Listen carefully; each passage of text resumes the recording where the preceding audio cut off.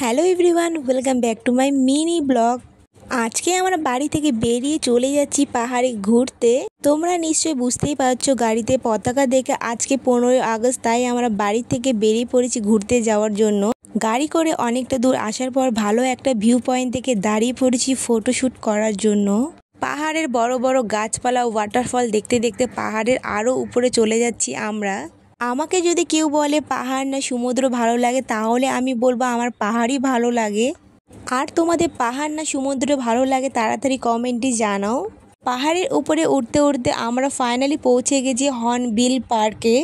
আমরা সবসময় ইনস্টাগ্রামে ভিডিও দেখেছি, এই পার্কে কিন্তু আসিনি। দেখো ফাইনালি আমরাও চলে এসেছি। গাড়ি পার্কিং করে সোজা চলে গেছি আমরা টিকিট কাটতে। আর আজকে প্রচুর ভিড় হয়েছে, কারণ আজকে স্বাধীনতা দিবস। এদিকে আমাদের টিকিট কাটাও হয়ে গেছে, পার পিস 50 করে নিয়েছে।